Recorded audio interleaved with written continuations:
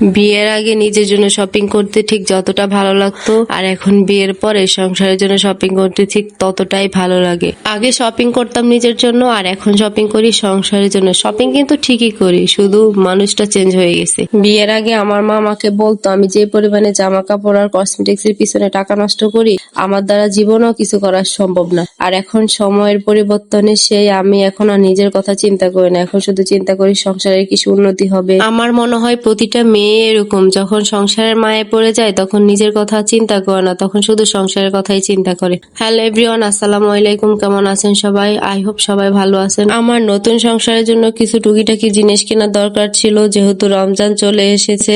আমার সংসারটা নতুন, তাই অনেক কিছুরই প্রয়োজন, তো তার জন্য চলে গেছিলাম নিউ মার্কেট। আর নিউ মার্কেটের এই দোকানগুলোতে 100 টাকার মধ্যে অনেক কিছু পাওয়া যায়। সবকিছু 100 টাকা না, তবে ম্যাক্সিমাম জিনিসই 100 টাকা করে। শুধু কিছু জিনিস থাকবে যেগুলোর একটু দাম বেশি। তাদের এই অফারগুলো কিন্তু আমাদের মেয়েদের জন্য ভালোই হয়েছে। অল্প টাকার মধ্যে সংসারের জন্য কিন্তু অনেক কিছু কেনা যাবে। তাদের দোকানের প্রত্যেকটা জিনিসই কিন্তু আমাদের মেয়েদের সংসারের জন্য অনেক বেশি প্রয়োজন। এই যে কিউট কিউট সার্ভিং ডিশ গুলো দেখছিলেন, এগুলো প্রত্যেকটা কিন্তু 100 টাকা করেছিল। আর এই যে কিউট কিউট মগ গুলো, এগুলো প্রত্যেকটা 100 টাকা করেছিল। তবে এই সার্ভিং ডিশটার দাম একটু বেশি ছিল, আমার কাছে এটা অনেক বেশি ভালো লেগেছিল। এটার অনেক কালার ভেরিয়েশন আছে, আপনারা চাইলে যে যার মতো করে নিতে পারবেন। আর এই যে যতগুলো সার্ভিং ডিশ দেখতেছেন, বল মগ সব কিন্তু 100 টাকা করেই ছিল। এই বাটিগুলো কিন্তু 100 টাকা করেছিল। আমার কাছে কিন্তু এই বাটিগুলো অনেক বেশি ভালো লেগেছে, স্যুপ সার্ভ করার জন্য বা নুডলস দেওয়ার জন্য। এই বাটিগুলো কিন্তু অনেক বেশি সুন্দর ছিল। মার্কেটে যাই একটা কিনতে, কিন্তু এগুলো দেখার পর মাথা আওলায় জাওলায় পরে নিয়ে আসি অন্য কিছু,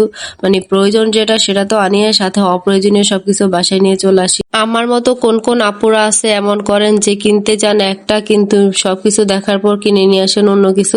কমেন্ট বক্সে সেটা কিন্তু বলে যাবেন। আমি এমন নাকি আপনারা সবাই আমার মতো? এখানে আমি কিছু গ্লাস দেখতেছিলাম, আমার কিছু গ্লাসের প্রয়োজন ছিল, যেহেতু রমজান চলে এসেছে। শরবত দেওয়ার জন্য গ্লাসের অনেক বেশি প্রয়োজন হয়। এই গ্লাসগুলোর দামও মাত্র 100 টাকা করেছিল। 6টা নিলে কিন্তু 600 টাকায় পেয়ে যাবেন। কিন্তু আপনি যদি কোনো কোকারিজের দোকান থেকে কিনতে যান তাহলে এগুলোর দাম কিন্তু 8 থেকে 900 টাকা দিয়ে নিতে হবে। দেন আমি কিছু খাবার রাখার জন্য বক্স দেখতেছিলাম, যেহেতু রমজানের ফ্রিজে অনেক কিছুই রাখতে হয়, তো তার জন্য আমি এখানে কিছু বক্স দেখতেছিলাম। এখানে প্রতিটা বক্সের দামই ছিল কিন্তু মাত্র 100 টাকা। এখানে একটা বক্স হয়তো বা 2টা 3টা থাকতে পারে। আর বক্সের প্লাস্টিকটা কিন্তু ফুড গ্রেড ম্যাটেরিয়ালের ছিল, তো এর জন্য বেশি ভালো লেগেছে। খাবার যদি রাখি তাহলে কিন্তু কোনো রকমের প্রবলেম হবে না, যেহেতু হাইজিন মেনটেন করা আছে।